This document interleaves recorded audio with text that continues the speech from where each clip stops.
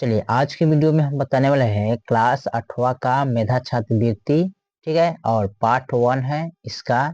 Chapter है 1 यानी कि वर्ग और वर्गमूल। ठीक है, राष्ट्रीय ऐसा मेधा छात्रवृत्ति पार्ट 1 है और चैप्टर वर्ग और वर्गमूल है। ठीक है, कक्षा 8 का मैथ। ठीक है, इसका क्वेश्चन नंबर 3 क्या कर रहा है। क्वेश्चन नंबर 3 में निम्नलिखित संख्याओं में से कौन सा परिपूर्ण वर्ग है। परिपूर्ण वर्ग है। ठीक है, यानी कि इसके कौन ऐसा अंक है जिसका वर्ग निकल जाता है। ठीक है, वही आपको देखना है। ठीक है, चलिए तो यहाँ पर देखिए इसका वर्ग करना है। क्या करना है? वर्ग निकालना है। ठीक है, तो वर्ग करने के लिए हम क्या करते हैं, वर्ग निकालने के लिए इसमें रूट में चढ़ाएंगे। ठीक है, इसको चढ़ा सकते हैं।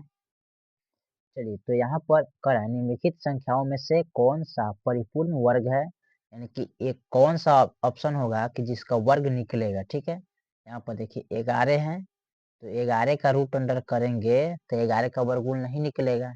ठीक है, क्या होगा? इसका वर्ग नहीं निकलेगा। ठीक है, देखिए अब 12 है, तो 12 का वर्ग कीजिएगा तो इसका भी वर्ग नहीं निकलता है। ठीक है, निकलेगा दशमलव में निकलता है। ठीक है, चलिए अब यहाँ पर देखिए 32 है, तो 32 का वर्ग कीजिएगा तो इसका भी नहीं निकलेगा। ठीक है, अगर आप 32 का निकालिएगा इस प्रकार, इस तरह करिएगा तो 16 दूना 32, 8 दूना 16, 4 दूना 8, 2 दूना 4, 2 एकम 2। ठीक है, इस तरह निकालिएगा तो लिख सकते हैं इसको 1 2 3 4 5। तो 1 2 3 4 5। ठीक है,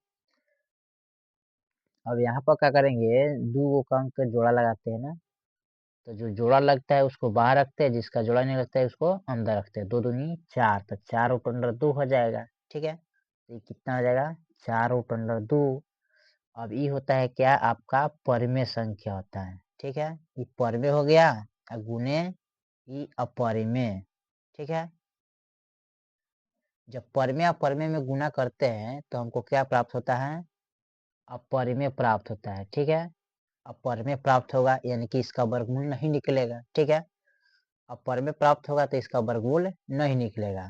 ठीक है, तो यहाँ पर क्या हो गया? ये आपका हो गया, आपका इसका वर्ग नहीं निकलेगा।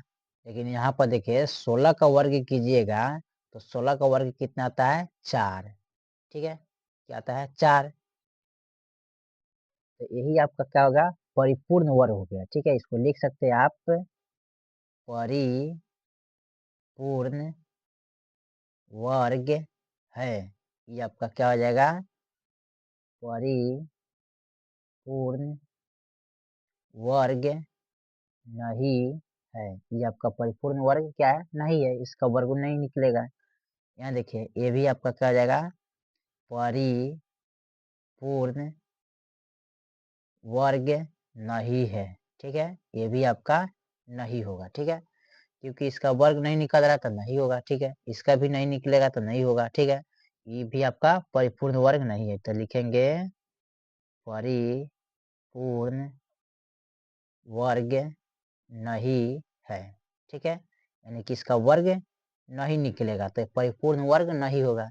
ये भी आपका नहीं होगा, लेकिन ये आपका क्या हो जाएगा? ऑप्शन तीसरा परिपूर्ण वर्ग है। ये आपका ऑप्शन यही पूछ रहा है, तो आपका आंसर यही हो जाएगा, क्योंकि इसका वर्ग निकल रहा है तो ये आपका परिपूर्ण वर्ग हो जाएगा। ठीक है, चलिए तो क्वेश्चन नंबर 3 आपका कंप्लीट हो गया। फिर मिलते हैं अगली वीडियो में, तब तक के लिए जय हिंद जय भारत।